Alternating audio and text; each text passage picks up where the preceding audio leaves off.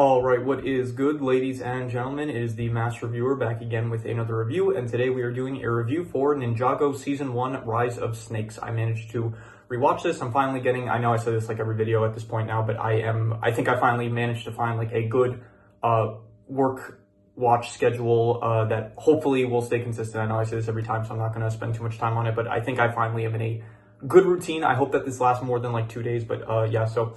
I did manage to rewatch the first season, and so yeah, we are doing a review for it now, so let us just get into it, starting off with the intro. I did say, I think in the Inside Job review the video that I did for the Inside Job review, I did say that I want to start mentioning if a show has an intro that is worth mentioning. I do want to start like giving praise to the intros, because I do actually think that the intros, I don't think it like makes or breaks a show, which is why I don't really give it a score, but I do want to mention if there's a good intro. And this show, Ninjago, at least like in its prime, like the intros, they were great. The first, I do think that they get it better as they go along, at the very least, like up to a certain point. And so this one's like kind of basic. It has the four main ninjas, Kai, Zane, Cole, and Jay, doing like their showing off their elemental powers a bit. And then you do see Wu and Nia at this point. Lloyd is not yet in the intro, but it is still a nice classic intro that I do enjoy. So but yeah, let us begin with the actual score, starting off with the plot. And so the plot of season 1 is basically, it picks up right after the pilot. So at this point, the ninja, they kind of know each other, but most of the season, it is spent focusing on continuing to develop the ninja, more so individually, and less so as like a collective team, but it is still very good development where you have for each ninja. Spoilers going for anyone that doesn't want to get spoiled, like this is for like the rest of the video. So you do find out, like Zane, the episode where he finds out that it is a robot, it is very good. A lot of the focuses on the episodes are about like the ninjas like progressing, not just physically, but also like mentally, overcoming obstacles in order to unlock their true potential. So that is it's like a lot of the season's kind of like very split up into certain sections. It's like at the start, it is focused on Lloyd Garmadon, the son of Lord Garmadon, like he is freeing all the Serpentine from their tribes, and then the focus becomes the ninja need to unlock their true potential, as well as like getting the Fang Blades. Then it becomes stopping the Great Devourer. So it's like there's a lot going on this season, which I do think it works. It's like it doesn't at any point I feel like, oh, this is too much, like we're just jumping from thing to thing. It does feel like it feels like a small amount of time. It feels like it's only 13 episodes and yet so much gets covered, but it still doesn't feel like rushed at any point, I feel like. So that is good.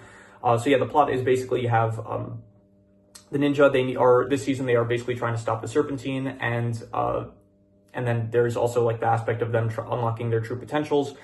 And then there is trying to stop Pythor from getting Fang Blades and unleashing the Great Devourer. So overall, I would say the plot of this season, it was pretty good, I'd say. I'd give it like a 7 out of 10. I do think that it's still not at like I still think that like the pilot and the first season, it's like kind of still like, it doesn't feel like filler, but it does feel kind of like you have an episode where they go to an amusement park, and another one where they're in a dance competition, and another one where they're, I guess, those two specifically, they kind of feel more like not filler episodes, because there is still a lot of plot development where you do have the growth of the characters and then like overcoming personal obstacles and stuff. So at no point, the show like really doesn't have filler, except for like in the later seasons, and some of the newer seasons there are definitely some filler episodes. But at this point, there is still no filler, but it definitely doesn't feel like in later seasons where it's very much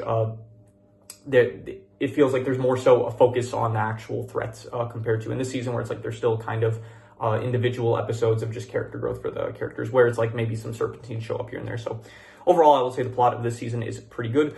Garmadon is also in the mix. I forgot to mention that. You have Wu, who goes into the Realm of Madness in order to retrieve Garmadon, who at the end of the pilot, he ended up going to the Realm of Madness in order for like the dark magic there to be able to give him the power to possess all 4 of the golden weapons. So by the way, this is just like a side note, but every time they have like Garmadon using all 4 golden weapons, they only show like Zane, he has like the 2 shurikens, but they only ever use like one of the shurikens. So I always feel like there's always just this one shuriken that's like not being used when Garmadon uses the golden weapon. So not really related.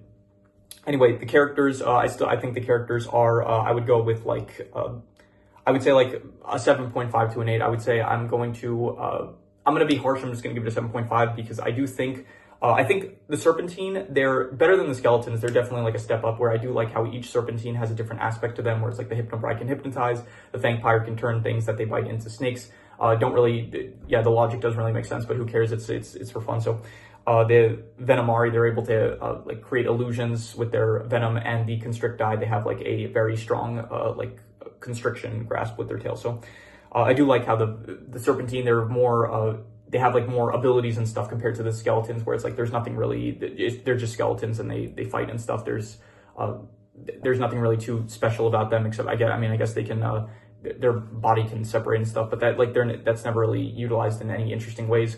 But I do appreciate, I don't dislike the skeletons. Like I do like towards the end of the season where Garmadon does, he teams up with the skeletons in order to save the ninja and his son, and they fight the Serpentine. I thought that was great. So yeah, overall, I thought that the Serpentine, they work as good villains, but definitely I do think that the show, the villains get better as the show goes on, definitely. So for now, they're like, it's a good start. Pythor is definitely iconic villain in this show, and I do think that he's still menacing and stuff, but I do think that the villains later on get better. So the ninja as well, the ninja are great. You have a lot more development with each character. You learn about Cole's backstory, you learn a lot about Zane. Zane, I think, is really this season, he's much more of a highlight than I remember him being.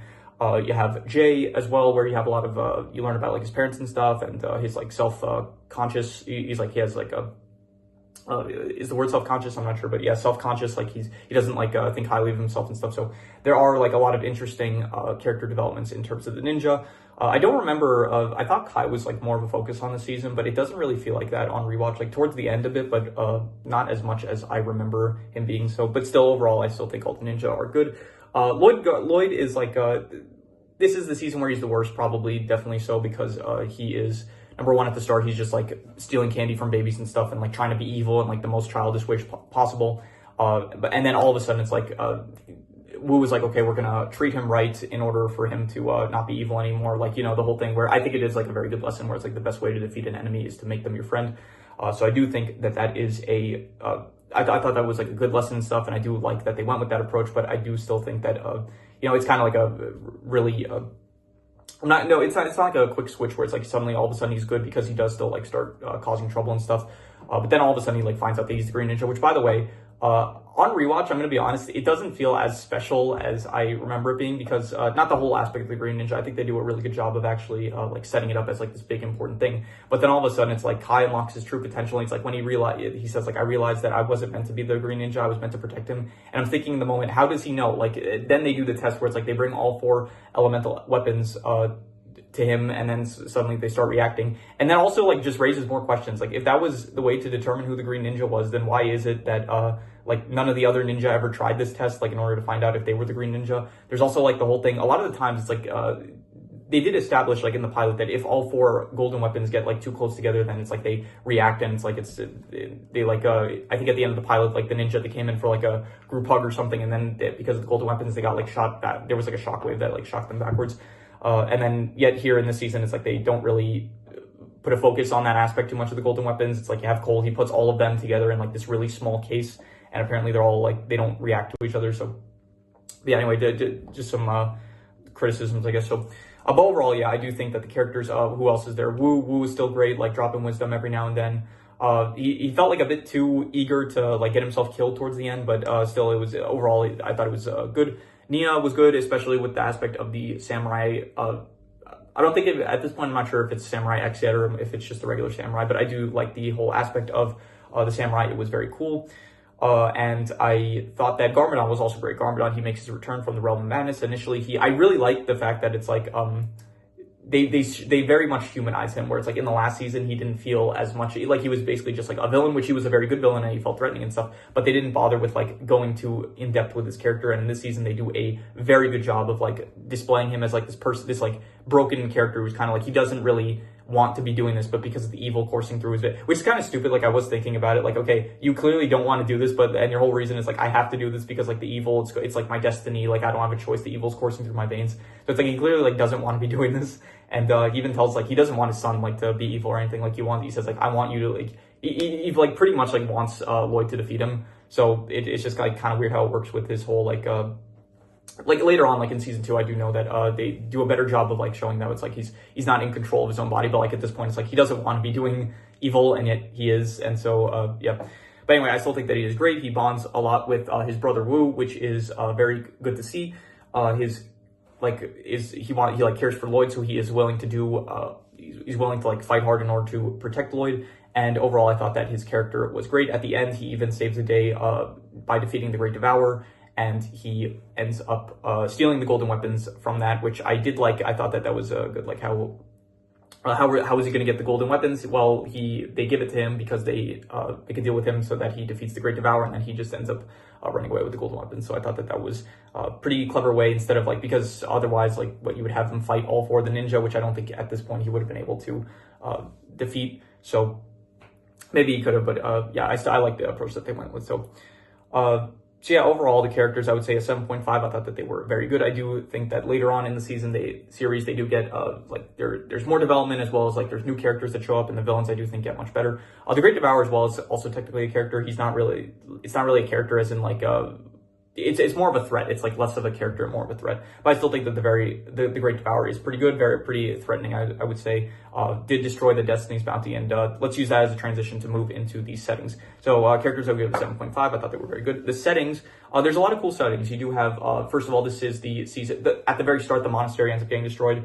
And in terms of like the ninja bases, I do think that, I think I probably like the Destiny's Bounty a bit more than the monastery. I do think that the Destiny's Bounty, it is pretty iconic at this point, and I do very much, this is the season that they get introduced to it, which was cool. Other than the Destiny's Bounty, you have some other locations, such as the actual Serpentine tombs, which are nice, I would say. This season doesn't have like a main central focus, where it's like in some other seasons, there's much more iconic locations, I would say. Like here, this one, it's like, you have the Toxic Bogs, I guess, which is like kind of iconic, but yeah, it's like you have the Serpentine tombs, I guess, and then besides that, you do have like Ninjago City, this is the first season where we end up seeing Ninjago City, which is pretty cool, I would say. That is like the first time that we're seeing it, and it does end up in the later seasons, like you do see much more of it, but yeah, so it is nice that we get introduced to it in this season.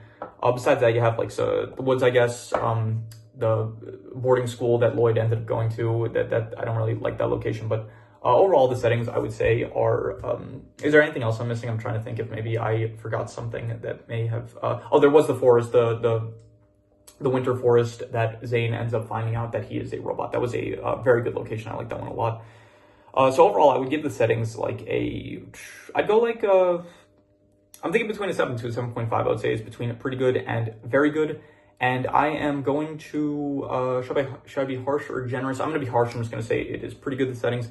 I do think that later on you do have some more iconic locations. And so for that reason, I'm just going to call it pretty good. So the art style throughout the art style doesn't really change too drastically throughout season to season. So, but from the pilot to the season, it does look a bit more polished, I'd say. Like it does look a bit more higher quality. So I will say that the art style at this point in the show, it is, I guess I'm grouping in this review, like I'm grouping like both art style as well as like animation stuff and just how it looks overall. So I will say that it is, I'll go with like a pretty good, I'll say like a 7 out of 10. It is pretty good. Definitely, I think that it's an improvement from the pilot. I do think that probably later on it does look a bit more clean. It is still like the first season, so it's still like finding its footing, but I think that later on it does get a bit better. And then eventually there is like the whole art style change, which that's only much later on. So, yeah, anyway, the action is, there is a lot of action with like you do see like the true potential a lot, and I didn't realize this, but I thought initially it's like they unlock their true potential, and it gives them like, I guess, a bit of extra strength. It's kind of underwhelming, to be honest, because it's like they unlock their true potential, and then it's kind of like they're able to reactivate it later on. I think Cole uses it in a later episode in order to like break down a door or something. And it kind of feels like later on when Cole, he gets his like abilities to like his arm things, where it's like he's able to punch through anything. So it feels a bit like that, but in this case, it's weird. It's like they never use it after the first season, so that's like one thing that's weird with the continuity, as well as it's like they use it, they get their true potential, and then it's like for Zane, he kind of uses it. Okay, he gets his true potential. He's able to like freeze like the giant, I forgot what they're called, snow horn thing, the creatures that were in the frozen forest or whatever. Jay, he unlocks it. He just uses it to stop a roller coaster. Cole unlocks it. He's able to just, he just like lifts something heavy, and that's all. Kai unlocks it. He manages to fly out of a volcano. I don't really know how that happens, but, so I do think that the true potential, it is a bit underwhelming. I was thinking like, okay, they unlock it when they overcome some obstacle that's like preventing them from like progressing mentally. but then like they still will they still probably have like more issues. Like they even Kai, like his whole thing was like in the later season, when he gets to like season 4, he still has like his inner like thoughts about how he feels like he should have been the Green Ninja and stuff. So it's like they still have like problems to overcome in like later seasons. So I don't really, the true potential, it's like it doesn't fully work for me as a concept, but yeah, it wasn't bad. Other than that, there's some cool Samurai X action. I don't know. I don't know if at this point it's still Samurai X. It might just be Samurai. So there's some cool action with that. You have, as usual, the actual ninja fighting. It's always cool. You have, in this case, they do unlock their vehicles in this season. So you do have like, they can also use vehicle, where I am grouping in, I guess, like the vehicles in terms of the action, because they use it for like action sequences, I guess. So that is cool how it's like they can turn their golden weapons into vehicles. It's very random. Like I don't really think like it feels like they kind of just something that they came up with in order to be able to sell more Lego sets, but I don't care. It's still cool, I guess. So I do like the vehicles that they're able to summon with the golden weapons. I think that the fights against I think like the Serpentine in general, they feel a bit too, I like the abilities that they have. Like I think the Hypnosis is cool, as well as the Venomari Spit and the Fangpire Bites. I think that is all cool. But I do think that later on, like some of the other factions of villains, like they get, maybe not in terms of abilities. I think the abilities of the Serpentine are cool, but I do think, at least in terms of like the villains, like Pythor is not the coolest villain for the ninja to fight against and stuff. So, but overall, I'll say the action, it is, I'll go with like I don't know, Garmadon. Also, you get to see some Garmadon action, which is always cool. Sensei Wu fights a bit, which is also nice. So overall, I'm going to say that the action is, it's good. I'll say like a 6.5. I do think that later seasons, there is some cooler action. It's still at the start, I guess, like it's still more so about like the character development, less so about the actual fight. I think once you get to like season 4 with the tournament developments, and then season 5 with like possession stuff, I think that the action gets a bit better and stuff, a bit more creative and all that. But at this point, it is still kind of bare bones and basic. So in terms of the worst thing, I think the worst thing is, I'm not sure what the worst thing is. I don't really have anything in mind, of nothing too specific, I would say. So any criticisms, I said, like they don't like weigh enough for me to call like the worst thing. So I'm just going to say that the worst thing is, I'll just reuse the worst score, which was the action, I guess, which was a 6.5. So I'll just reuse that again. So another 6.5. And in terms of the best thing was, I'm not sure. I don't really have anything in mind for the best thing. So I will say I really liked the episode with Zane, like the Zane, the whole episode where it's like he finds out that he's a robot. I thought that was a very good episode. To be honest, I think just the character development, I might say, is the best thing about this season. And so you know what, I will say that is the best thing. I'm going to say that the best thing about the season was the character developments of the characters, and I am going to give it I'm going to say an 8 out of 10. I'm going to say that the character development was great. So yeah, that was the best thing in my opinion. So yeah, that is all the categories. So I'm going to do the calculations. So King Crimson. All right, so it ends up coming out to about a 7 out of 10, which would be pretty good, but I would definitely give it higher than that. I think I would give it probably, I would go with like a 7.5. I would give it very good. I thought that it was very good. I think I gave like the pilot probably between like a 7 to a 7.5. So I do think that it is like, it's better than the pilot, I would say. So I'm going to give it a solid 7.5, I would say. So very good. And I do think that, I definitely think that this show, it keeps improving, at least at the very start of the seasons. I think that towards the later seasons, it doesn't keep like progressing upward, but I do think that for now, the seasons just keep on getting better and better in my opinion. So who knows? These are rewatches, so for all I know, the upcoming seasons, they're not as good as I remember, so we will see. I'm recording this now. I'm probably only going to actually upload it later on because of the way that my schedule is working now. So, but yeah, if you have any recommendations, any shows, movies, video game stories, anime, web series, anything that you want me to review, leave it in the comments and I will maybe possibly check it out. But with that said, that is pretty much all there is to it, so let's leave it at that.